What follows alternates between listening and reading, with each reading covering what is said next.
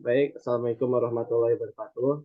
Kali ini kita dari kelompok Quantum Mania akan menjelaskan review jurnal, dua jurnal kita yang sudah di review formatnya. Sebelum kita masuk ke review jurnal, mari kita perkenalkan terlebih dahulu. Sebelumnya, perkenalkan nama saya Kirawan dari kelas TI 22C. Selanjutnya teman saya yaitu Perkenalkan, nama saya Usman Ali Isromi dari kelas TI 22C. Perkenalkan, nama saya Muhammad Iqbal Asobari dari kelas TI 22C. baik. Itu dari perkenalan dari kami. Langsung saja ke materi intinya. Yang pertama akan disampaikan oleh Muhammad Iqbal Sobari. Silakan waktu dan tempatnya. Baik, terima kasih atas kesempatan yang sudah diberikan. Saya ingin mereview jurnal yang pertama yang berjudul Usulan Kebutuhan Material Menggunakan Material Requirement Planning untuk Produk Panel Wall Mounting.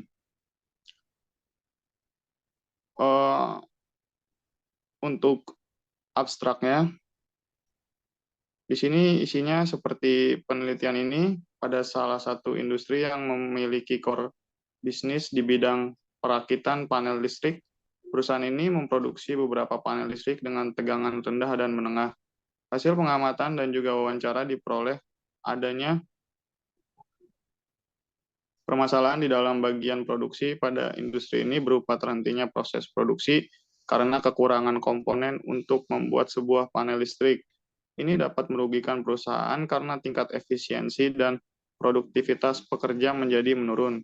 Tujuan penelitian ini adalah memberikan usulan metode peramalan terbaik berdasarkan dengan time series dari data historis untuk mengelola kebutuhan material tiap komponen menggunakan metode material requirement planning atau disingkat MRP. Hasil penelitian ini didapatkan bahwa metode peramalan terbaik merupakan metode double moving average, dan tiap periode perusahaan mendapatkan jumlah komponen yang harus dipesan untuk menghindari terjadinya kekurangan komponen. Pendahuluan. Dalam dunia perindustrian, perencanaan produk sangatlah penting bagi suatu perusahaan baik dalam menghasilkan suatu produk maupun suatu jasa. Menurut Hendra, dikutip dari tahun 1999. Perencanaan produksi sangatlah penting bagi suatu perusahaan karena dengan adanya perencanaan dalam produksi, maka perusahaan dapat menentukan tindakan yang tepat untuk diambil pada periode yang akan datang. Jika dalam suatu perusahaan terjadi kekurangan atau ketersediaan produk di saat waktu yang dibutuhkan, maka proses produksi pada perusahaan itu pun dapat terhambat. Namun jika terjadi hal sebaliknya, yaitu persediaan produksi terlalu banyak, maka perusahaan tersebut akan mengalami pemborosan. Menurut Euneke, pada tahun 2018, penjadwalan produksi yang dilakukan oleh perusahaan merupakan salah satu aspek yang memiliki peranan penting dalam suatu perusahaan, di mana dengan adanya strategi dalam penjadwalan ataupun pemesanan komponen akan dapat meminimalisir kerugian dan dapat meningkatkan tingkat kepuasan konsumen terhadap produksi yang dihasilkan oleh perusahaan tersebut.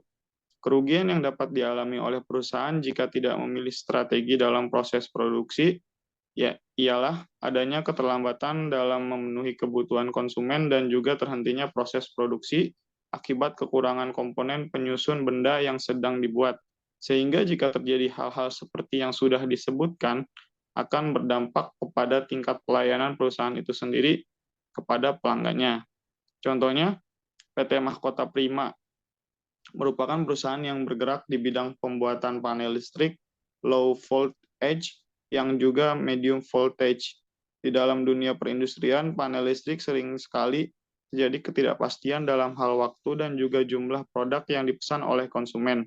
Ditambah lagi dalam proses pembuatan panel, dibutuhkan banyak komponen yang harus dipesan kepada pihak ketiga atau vendor. Yaitu kondisi seperti ini sering terjadi mengakibatkan proses produksi terhenti karena kurangnya jumlah komponen yang dimiliki oleh perusahaan sehingga membuat perusahaan tidak dapat menyelesaikan produksi sesuai dengan periode pesan yang sudah ditentukan sebelumnya. Pentingnya strategi dalam penjadwalan produksi dan pemesanan komponen dapat dijadikan solusi untuk mengatasi permasalahan yang sedang terjadi dalam perusahaan. Dan dari permasalahan tersebut, maka penelitian ini akan mengangkat topik mengenai perencanaan pemesanan material dengan mengimplementasikan metode Material Requirement Planning atau MRP, di mana menurut Herianto tahun 2015, MRP merupakan suatu teknik yang digunakan untuk perencanaan dan pengendalian komponen yang bergantung pada komponen lain yang berada pada tingkatan yang lebih tinggi. Menurut Gaspers tahun 2005, untuk membentuk sistem MRP yang baik, dibutuhkan 3 macam masukan data. Data-data tersebut adalah Master Production Schedule atau disingkat MPS yang didapatkan dari peramalan pada periode-periode sebelumnya. Menurut Supriyanto, pada tahun 1984, peramalan adalah memperkirakan sesuatu pada waktu yang akan datang berdasarkan data masa lampau yang dianalisa secara ilmiah, khususnya menggunakan metode statistika. Menurut Render pada tahun 2010, Bill of Material atau BOM merupakan struktur produksi yang memproduksi dari tingkatan raw material hingga tingkatan final assembly dan status persediaan yang merupakan keadaan dari tiap komponen yang ada dalam persediaan perusahaan.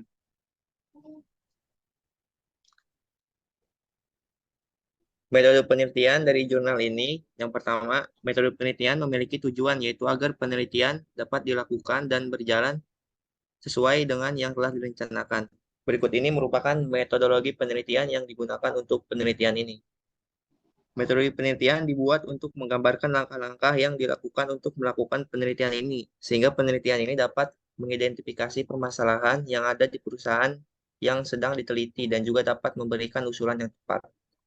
Studi keputusan merupakan proses pengumpulan berbagai macam referensi dan juga landasan teori yang mendukung dan relevan untuk permasalahan yang dihadapi oleh perusahaan yang akan diteliti serta untuk dijadikan acuan dalam proses pengolahan dan serta analisa permasalahan dan usulan. Pada penelitian ini, referensi yang akan digunakan berkaitan dengan jadwal pemesanan komponen dengan menggunakan metode MRP.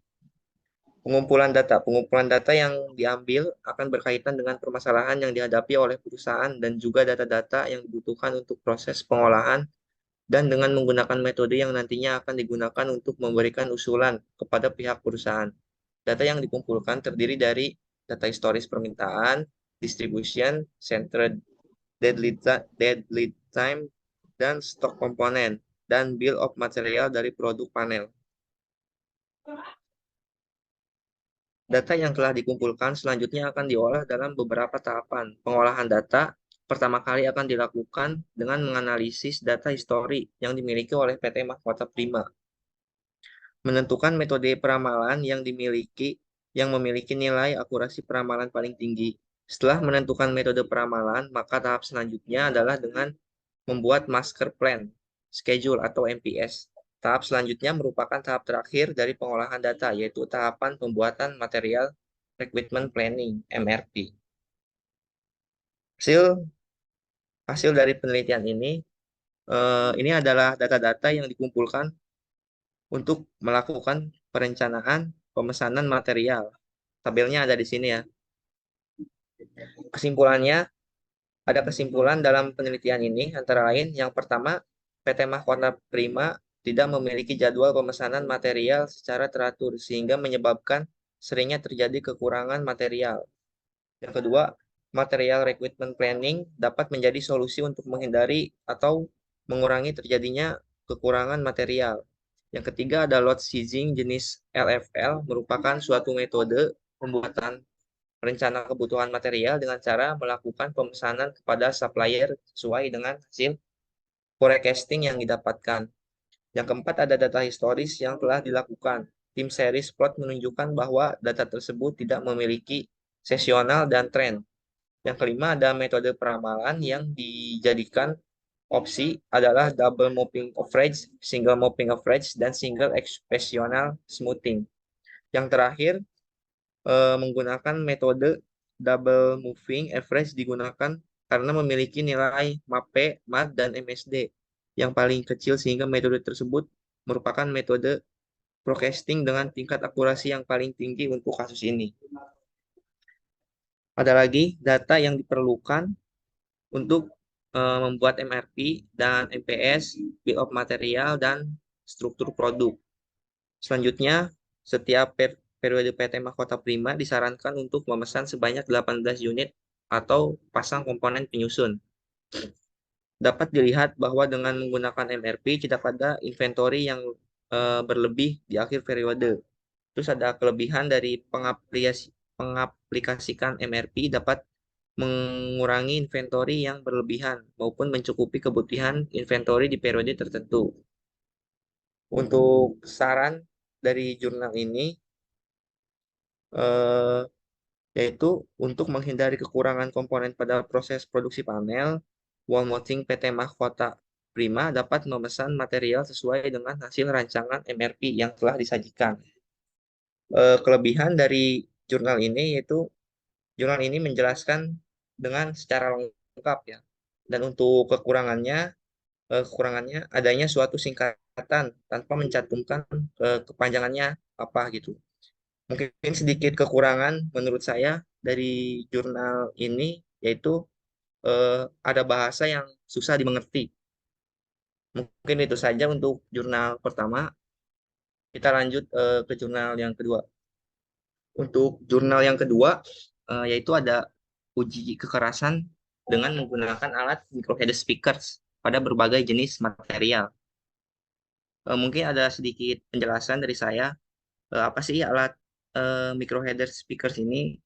Jadi alat ini itu eh, alat yang digunakan untuk mengukur kekerasan mikro suatu benda dengan menggunakan skala kekerasan Pickers. Alat ini tuh biasanya digunakan dalam penelitian material, pengendalian kualitas, dan pemilihan material dalam berbagai bidang, seperti industri otomotif, pesawat terbang, dan peralatan elektronik. Prinsip kerja alat ini tuh dengan mendorong inti bentuk piramid dengan sudut 136 derajat ke permukaan benda yang akan diuji dengan menggunakan tekanan yang dikontrol secara presisi. Setelah inti piramid ditekan ke permukaan benda, lebar diagonal yang terbentuk pada bekas goresan piramid diukur menggunakan mikroskop yang dilengkapi dengan skala ukur.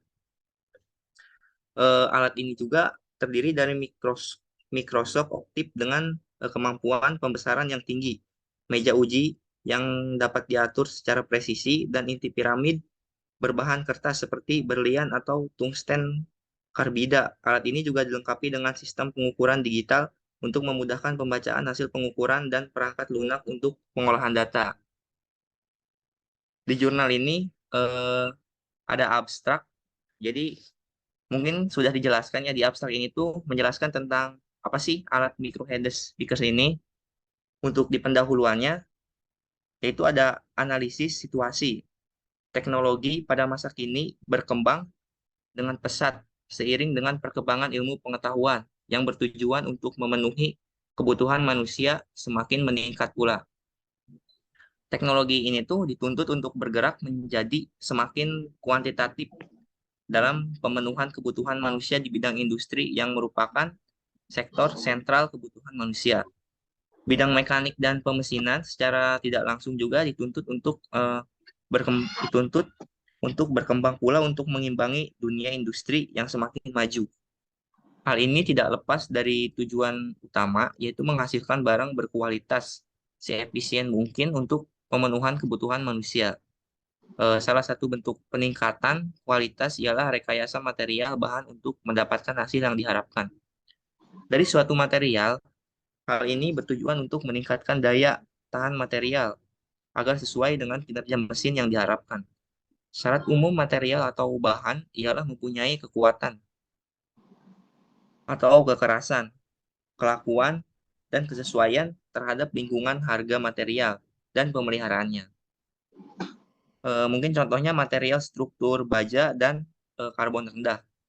Yang kedua, ada permasalahannya kegiatan pengabdian masyarakat tentang pengujian microheadness ini untuk mengetahui jenis-jenis kekerasan dan untuk memilih jenis bahan. Salah satu dasar utama yang digunakan dalam pemilihan bahan adalah tidak lain dari pembuatan pembandingan antara sifat-sifat yang diperlukan dengan sifat-sifat yang memiliki bahan. Misalnya sifat mekanik ya, kekuatan dan kekerasan, ketahanan terhadap beban dalam material, dan panduan sifat-sifat mekanik sangat dipengaruhi oleh struktur mikro dan jenis-jenis material serta asal-usulnya terhadap beberapa permasalahan. Yang pertama masalahnya yaitu penguasaan teknik atau cara pengujian. Material untuk alat mikro yang belum sama sekali didapat di sekolah kejuruan.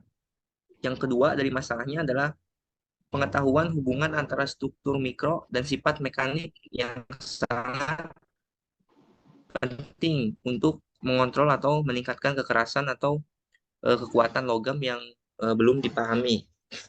Metode penelitian pada jurnal ini itu ada 6. Yang pertama itu mengukur dimensi spesimen uji, yaitu lebar, tebal, dan panjangnya. Yang kedua itu mengukur diameternya. Yang ketiga, meletakkan spesimen uji pada dudukan alat uji. Yang keempat itu mengoperasikan alat uji mikro head speakers. Yang kelima, melakukan analisis dan perhitungan dari tapak jejak sehingga mendapatkan angka kekerasan mikro dan material atau spesimen yang diuji. Yang terakhir itu melakukan pengukuran kedua diagonal jejak atau lakukan ya hasil penekanan indentor. Hasil dari penelitian ini antara lain yaitu metode pengujian material pada sampel material baja, karbon, dan material lainnya. Yang kedua, adapun metode pengujian yang diperkenalkan yaitu metode uji keras pada material baja, karbon, dan material lainnya. Metode ini tuh terdiri atas melalui kegiatan pengabdian masyarakat. Dapat diambil beberapa kesimpulan. Mungkin kesimpulannya, yang pertama itu ada para guru dan SMK Negeri 1 Air Madidi dapat mengetahui bagaimana proses pengujian kekerasan microhead speaker dan bagaimana metode pengujian material standar khusus untuk bahan besi dan baja. Kesimpulan yang kedua itu, para guru-guru dan siswa SMK Negeri 1 Air Madidi mendapatkan pengetahuan tentang metode pengujian material, khususnya uji kekerasan microheadness pada material besi dan baja. Yang ketiga, para guru-guru dan siswa SMK Negeri 1 Air Madidi mendapatkan pengetahuan tentang teknik pengambilan sampel uji, serta persiapan pembuatan spesimen uji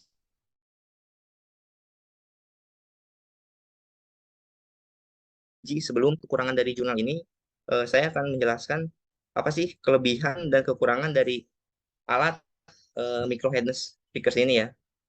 Jadi untuk kelebihannya yaitu akurasi pengukuran yang tinggi. Pada pengukuran kekerasan mikro dapat memberikan hasil yang sangat akurat dan presisi pada level yang sangat kecil.